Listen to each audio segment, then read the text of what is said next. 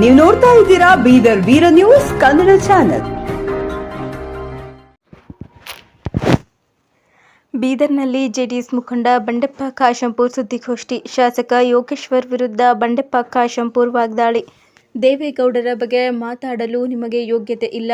ತೋಳುಬಲ, ಹಣಬಲ, ಅಧಿಕಾರದ ಬಲದಿಂದ ಆಡಳಿತ ಪಕ್ಷ ಕಾಂಗ್ರೆಸ್ ಚುನಾವಣೆ ಗೆದ್ದಿದೆ. ಚನ್ನಪಟ್ಟಣ ಜನ 2 ಬಾರಿ ಕುಮಾರಣ್ಣನಿಗೆ ಗೆಲ್ಲಿಸಿದೆ. ಯೋಗೇಶ್ವರ್ 2 ಬಾರಿ ಸೋತಿದ್ರು, ಈಗ ಗೆದ್ದಿದ್ದಾರೆ. ಮತದಾನ ಆದ 2 ದಿನಕ್ಕೆ ಏನು ಮಾಡಿದ್ದರೂ ಎಲ್ಲರಿಗೂ ಗೊತ್ತಿದೆ. ಯೋಗೇಶ್ವರ್ಗೆ ಯಾವುದೇ ನೈತಿಕತೆ ಇಲ್ಲ. ಜನರು ಗೆಲ್ಲಿಸಿದ್ದಾರೆ, ಒಳ್ಳೆಯ ಕೆಲಸ ಮಾಡಿ ತೋರಿಸಿ. ಅದನ್ನು ಬಿಟ್ಟು ಜೆಡಿಎಸ್ ಎಲ್ಲಿದೆ, ಜೆಡಿಎಸ್ ಮುಳುಗುತ್ತಿದೆ ಅಂತ ಹೇಳುತ್ತೀರಾ? ಕರ್ನಾಟಕದಲ್ಲಿ ಪ್ರಾದೇಶಿಕ ಪಕ್ಷವಾಗಿ, ಕನ್ನಡದ ಪಕ್ಷವಾಗಿ ಗೆದ್ದು ತೋರಿಸಿದ್ದೇವೆ. ನಿಮ್ಮ ಪಾರ್ಟಿಯಲ್ಲಿ ದೆಹಲಿಗೆ ಹೋಗಿ ನಾಯಕರಿಗೆ ಭೇಟಿಯಾಗಬೇಕಾದರೆ ಗಂಟೆಗಟ್ಟಲೆ ಕಾಯಬೇಕು. ಜೆಡಿಎಸ್ ಪಕ್ಷ ಮುಗಿದೋಯ್ತು, ಮನೆಯಲ್ಲಿ ಕೂಡಬೇಕು ಅಂತೀರಾ? ದೇವೇಗೌಡರು ದೇಶಕ್ಕೆ ಮಾದರಿ ಪ್ರಧಾನಿಯಾಗಿದ್ದಾರೆ. ಇವತ್ತಿಗೂ ಆಕ್ಟಿವ್ ರಾಜಕಾರಣಿ ಎಂದರೆ ಅದು ದೇವೇಗೌಡರು. ಇವತ್ತು ಪಾರ್ಲಿಮೆಂಟ್ನಲ್ಲಿ ಟೇಬಲ್ ಕುಟ್ಟಿ ಮಾತಾಡುತ್ತಾರೆ. ಕುಮಾರಣ್ಣ ಎಲ್ಲಿ ನಿಂತರೂ ಗೆದ್ದು ಬರುತ್ತಾರೆ. ಬೀದರ್ನಲ್ಲಿ ನಿಂತರೂ ಗೆಲ್ಲುತ್ತಾರೆ. ಅವರು 3 ಬಾರಿ ಸೋತರೂ ನಿಖಿಲ್ ಈಗಲೂ ಜನರ ಮಧ್ಯೆ ಕೆಲಸ ಮಾಡುತ್ತಿದ್ದಾರೆ.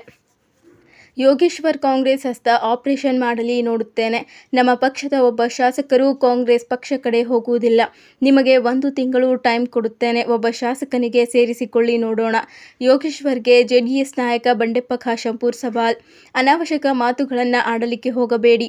ಯೋಗೇಶ್ವರ್ ಅವರೇ, ನಿಮಗೆ ಏನು ಜನ ಗೆಲ್ಲಿಸಿದ್ದಾರೆ, ನಿಮ್ಮ ಕೆಲಸ ಮಾಡಿ. 1 ತಿಂಗಳ ಸಮಯ ಕೊಡುತ್ತೇನೆ. ಇವತ್ತಿನಿಂದ ಜಿಟಿ ದೇವೇಗೌಡ ಸೇರಿ ಒಬ್ಬ ಜೆಡಿಎಸ್ ಶಾಸಕರಿಗೆ ಕಾಂಗ್ರೆಸ್ ಪಕ್ಷಕ್ಕೆ ಸೇರಿಸಿ ನೋಡೋಣ. ಬೀದರ್ನಲ್ಲಿ ಮಾಜಿ ಸಚಿವ ಬಂಡೆಪ್ಪ ಖಾಶೆಂಪೂರ್ ಆಕ್ರೋಶ ವ್ಯಕ್ತಪಡಿಸಿದ್ದರು. ಸಟ್ಟಾಬಾಜಿ ನಡೀತದಲ್ಲಿ ಅದ್ರ ಮ್ಯಾಗ ಏನದಲ್ಲ ಇವ್ರು ಈ ತರ ಪ್ರತಿಕ್ರಿಯೆ ಕೊಟ್ಟಾರ ಅಂತ. ಹಳೆ ಮೈಸೂರು ಭಾಗದಲ್ಲಿ ಬಿಜೆಪಿ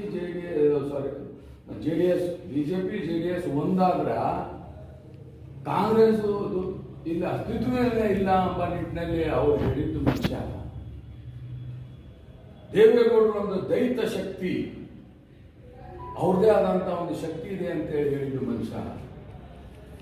ರಿಸಲ್ಟ್ ಆಗಿ ಗೆದ್ದ ತಕ್ಷಣ ಇವತ್ತ ರೆಕ್ಕೆ ಪುಕ್ಕ ಎಲ್ಲ ಬಂದವ ಅಂತೀವಿ ನೋಡ್ರಿ ನಾವು. ಆ ತರ ಮಾತಾಡ್ತಾ ಇದ್ದಂತ ಯೋಗೇಶ್ವರಿಗೆ ನಾನು ಕೇಳಕ್ ಬಯಸ್ತೀನಿ,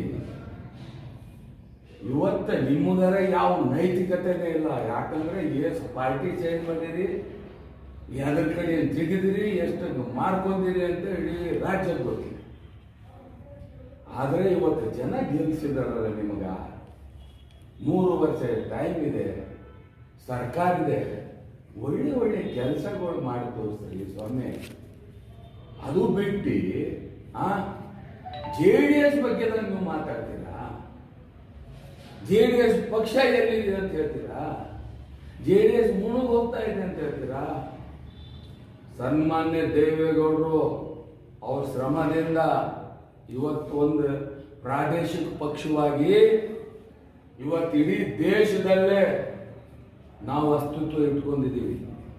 ಕರ್ನಾಟಕದಲ್ಲಿ ನಮ್ಮ ಜನ ಒಂದು ಪ್ರಾದೇಶಿಕ ಪಕ್ಷವಾಗಿ, ಕನ್ನಡ ಪಕ್ಷವಾಗಿ ನಮ್ಗೆ ಶಕ್ತಿ ಕೊಟ್ಟು 19 ಸೀಟ್ ಇವತ್ತಿಗೂ ಗೆದ್ದಿದ್ದೀವಿ ನಾವು.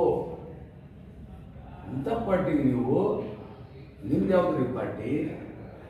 ಕರ್ನಾಟಕದವರು ದೊಡ್ಡ ಲೀಡರ್ಗಳು ಹೋಗಿ ದಿಲ್ಲಿದಾಗ ನಿಮ್ಮ ನಾಯಕರ ಮೇಲೆ ಟೈಮ್ ತಗೋಬೇಕು, ನೀವು ಭೇಟಿ ಮಾಡ್ಬೇಕಾಯ್ತು ಅಂದ್ರ, ಚರ್ಚೆ ಮಾಡ್ಬೇಕಂದ್ರೆ ಟೈಮ್ ತಗೋಬೇಕು. ಅಂತ ಪಾರ್ಟಿ ಬಗ್ಗೆ ನಮ್ಮ ಮಾತಾಡ್ತೀರಾ? ನಮ್ಮ ಪಾರ್ಟಿ ಎಲ್ಲಿದೆ ಅಂತೇಳಿ. ಇನ್ನೂ ದೇವೇಗೌಡರು ಈ ಪಾರ್ಟಿ ಜೀವಂತಿಟ್ಟು ಇಡೀ ದೇಶದಲ್ಲಿ ಇವತ್ತು ಕುಮಾರಸ್ವಾಮಿ 9ನೇ ನಂಬರ್ ಮಿನಿಸ್ಟ್ರು ಮೋದಿ ಸರ್ಕಾರದಲ್ಲಿ 2 ಸೀಟ್ ಬಂದ್ರು. ಅಂತ ದೊಡ್ಡ ಪೊಸಿಷನ್ ನಲ್ಲಿ ನಾವಿದ್ದೀವಿ. ಆಮೇಲೆ ನೀವೇನು ಹೇಳ್ತೀರಾ? ದೇವೇಗೌಡರು ಮುಗಿದೋಯ್ತು, ಮನೇಲಿ ಕೂಡ್ಬೇಕು. ಯಾಕ್ರಿ? ಇವತ್ತು ಅಂತ ರಾಜಕಾರಣಿ 92 ವಯಸ್ಸಲ್ಲಿ ಇವತ್ತ ಇಡೀ ದೇಶಕ್ಕೆ ಮಾದರಿ ಇರೋರು. ನಮ್ಮ ದೇಶದಲ್ಲಿ ಇಬ್ಬರು ಮಾಜಿ ಪ್ರಧಾನಿಗಳಿದ್ದಾರೆ ಇವತ್ತ. ಒಬ್ಬರು ಮನಮೋಹನ್ ಸಿಂಗ್ರು, ಒಬ್ಬರು ದೇವೇಗೌಡರು. ಇವತ್ತ ನಿಮ್ದೇ ಪಾರ್ಟಿ ಕಾಂಗ್ರೆಸ್ ಪಾರ್ಟಿ ಮನಮೋಹನ್ ಸಿಂಗ್ ಅವರು ಎಷ್ಟು ದಿನ ಟಿವಿದಾಗ ಬರ್ತಾರೆ ಹೇಳ್ರಿ. ಆದ್ರೆ ನಮ್ ದೇವೇಗೌಡರು today he is A active politician, Rajya Sabha member ಇದಾರ. ರಾಜ್ಯಸಭಾದಲ್ಲಿ ಎದ್ದು ಇವತ್ತು ಮಾತಾಡಿ ನಮ್ಮ ರಾಜ್ಯದ ಸಮಸ್ಯೆಗಳಿಗೆ ಟೇಬಲ್ ಪುಟ್ಟು ಮಾತಾಡಂತ ಧೈರ್ಯ ಶಕ್ತಿ ಸನ್ಮಾನ್ಯ ದೇವೇಗೌಡರಿಗಿದೆ. ಟೈಮ್ ಕೊಟ್ರೆ ಜೆಡಿಎಸ್ ನಲ್ಲಿ ಇದ್ದಂತ 18 ಶಾಸಕರಿಗೂ ಕಾಂಗ್ರೆಸ್ ಹೋಗ್ತಾರೆ. ನಾನು ಹೇಳ್ತೀನಿ, ಇವತ್ತು 26ನೇ ನವೆಂಬರ್, 1 ತಿಂಗಳ ಟೈಮ್ ನಿಮಗೆ. 1 ಶಾಸಕರಿಗೆ ನಮ್ಮ ಪಾರ್ಟಿ ಜೆಡಿಎಸ್ ಪಾರ್ಟಿ ಮುಂದಿನ ತಿಂಗಳು 26ನೇ ತಾರೀಕುವರೆಗೆ ನಿಮ್ಮ ಪಾರ್ಟಿಯಲ್ಲಿ ಸೇರಿಸಿ ಟಿವಿಯಲ್ಲಿ ಬರ್ರಿ ಸಾಕು. ಗೊತ್ತಾಯ್ತು? ನೀವು ಹೇಳಿದ್ರಲ್ಲ, ಒಂದೇ ಶಾಸಕರಿಗೆ ಕರ್ಕೊಂಡು ಹೋಗ್ರಿ. ನಾ ಹೇಳ್ತೇನೆ, ಒಂದೊಂದು ಸಮಯ ಇದೆ ಸ್ವಾಮಿ, ಎಲ್ಲ ಸಮಯ ಓಡಲ್ಲ. ಗೊತ್ತಾಯ್ತಾ? ಇವತ್ತು ಈ ಸರ್ಕಾರ ಅವಕಾಶ ಇದೆ ಅವರಿಗೆ, ಒಳ್ಳೆ ಕೆಲಸ ಮಾಡಲಿ, ರೈತರ ಪರವಾಗಿ ಕೆಲಸ ಮಾಡಲಿ. ಅದರ ನಿಮಗೂ ಗೆಲ್ಸಿದ್ದಾರೆ, ನೀವು ಕೆಲಸ ಮಾಡ್ರಿ. ಅದು ಬಿಟ್ಟು ನಮ್ಮ ಕಡೆ ಅಂತೀವಿ ಇಂಥ ಫಾಲ್ತು ಮಾತಾಡಬಾರ್ದು, ಒಳ್ಳೆ ಕೆಲಸ ಮಾಡ್ರಿ ಅಂಥವು ಮಾತಾಡಕ್ ಹೋಗ್ಬೇಡ್ರಿ ನೀವು. ಅವ್ರ ಪಾರ್ಟಿ ಮುಖಂಡರಿಗೂ ಹೇಳಕ್ ಬಯಸ್ತೀನಿ, ಇಂಥವ್ರಿಗೆ ಕಟ್ಕೊಂಡು ಹೋದ್ರಿ ಮುಂದೆ ಸಂಘಟ ಅಂತಂದ್ರೆ ಎಲ್ಲೋ ಒಂದ್ ಕಡೆ ಮಾತಾಡಕ್ ಬಿಟ್ಟು ಇದು ನಿಮಗೆ ಮುಳ್ಳಾಗುತ್ತೆ, ಪಾರ್ಟಿ ಮುಖಂಡರಿಗೆ ಮುಳ್ಳಾಗುತ್ತೆ.